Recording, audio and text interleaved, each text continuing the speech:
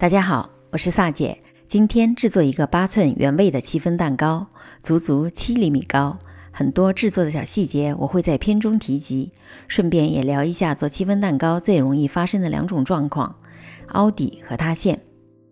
先从鸡蛋说起，8寸原模用4个65克到70克之间的鸡蛋，也可以用5个55克左右的，最好用新鲜的笼养鸡蛋，冷藏和常温都可以。先把蛋黄和蛋白分离，碗里倒入植物油和牛奶，也可以用菜籽油、色拉油、玉米油、麦麸油等等，不要用气味稍重的橄榄油和花生油。加入液体黄油也会影响戚风蛋糕细腻的组织。搅拌几分钟，直到充分的乳化，油水不分离，变成乳白色。分2次倒入过筛的低筋面粉，用 Z 字的方法搅拌。如果没有低筋面粉的话，也可以用5份普通的面粉加上1份玉米淀粉的比例来替代。第2次加入面粉之后，面糊会比较稠，不要过度的搅拌，只要见不到明显的面粉颗粒就行了。过度搅拌的面糊会导致做出来的蛋糕口感比较扎实。分2次加入蛋黄，同样 Z 字法搅拌。后蛋法的好处就是面糊更容易搅拌顺滑，不容易有颗粒。提搅拌头是顺滑留下的状态，如果这时的面糊过稠，可以加入少量的牛奶弥补。最后倒入香草精华，去除鸡蛋的腥味儿。这时可以开始预热烤箱至145度。戚风蛋糕是否成功，蛋白的打发是关键之一。倒入少量的柠檬汁，如果用塔塔粉，2个蛋白大约是1/4茶匙的量。加入这类酸性的材料，可以使蛋白的打发更加的稳定。先中高速打发，让空气大量的进入，蛋白快速膨胀起来，出现很多大气泡。这时可加入1/3的细砂糖，继续中高速打发。蛋白霜的气泡变得细腻起来了，形成比较粗的纹路。提起搅拌头，蛋白霜已经成型不消失。继续加入1/3的细砂糖，改成中速。蛋白霜出现很细的纹路。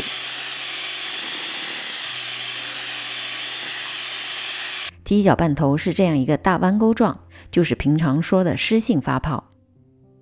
加入剩余的细砂糖，改成低速搅拌。蛋白霜变得非常的细腻，有光泽，搅动时明显感觉阻力，而且整个碗倒立，蛋白霜也不会留下。提起搅拌头是直立的尖角，就是我们需要的干性发泡。由于面糊和蛋白霜的比重不一样，所以先取1/3的蛋白霜倒入面糊里混匀，用 fold in 的方法由下至上的翻搅，一边翻搅一边转动碗，可以确保蛋白霜和面糊完全搅拌均匀。如果这时看到蛋糕糊表面有很多的气泡，就代表消泡了，说明蛋白霜打发不够或者翻拌方式有问题。搅拌好的不要直接倒在蛋白霜上，以免消泡，倒在旁边。用同样翻拌的方法，直到完全见不到蛋白霜。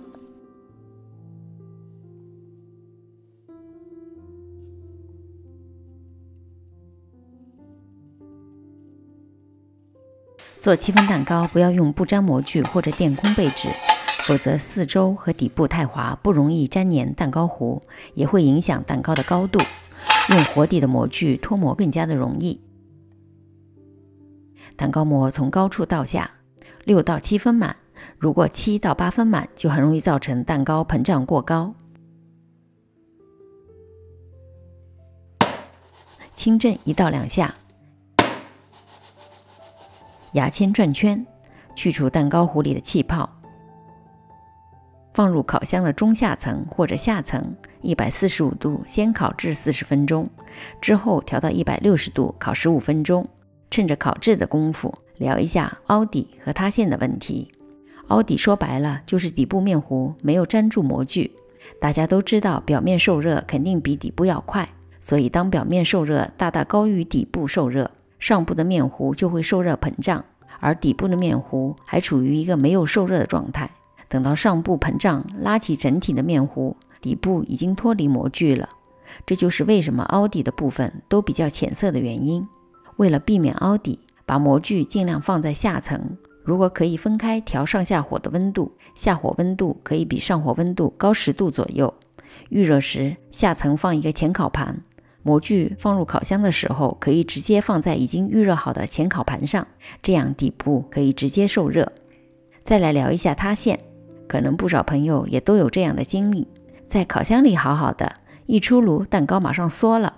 我把塌陷主要归咎于2个原因，一是蛋白的打发，蛋白打发不足，导致蛋糕糊比较稀，表面看起来烤熟了，但中间部分其实没熟，一出炉没烤熟的部分气泡收缩，导致面上的蛋糕太重，造成塌陷。二是烤箱的温度，表面和四周容易熟，但是中间部分不容易熟，所以可以用分段升温的方法，让蛋糕各部分受热均衡。如果一入烤箱之后15分钟，蛋糕已经升得很高，一般来说就肯定塌陷。蛋糕该出炉了，把模具摔一下，震去蛋糕中的热气，翻转放凉，彻底放凉大约需要1个多小时。用小刮刀绕模具四周轻刮，轻压蛋糕的侧面，让底部慢慢的脱离模具底托。烤好的7分蛋糕足足有7厘米高，组织极其的细腻蓬松，口感干爽和松软。希望看完这个视频对大家有一定的帮助。做成功的7分蛋糕也可以发到我的 Facebook。如果您喜欢我的视频，离开前别忘了点赞、订阅和按下小铃铛。有问题也可留言给我。其他视频请进入萨姐的南腔北调观看。我们下集再见。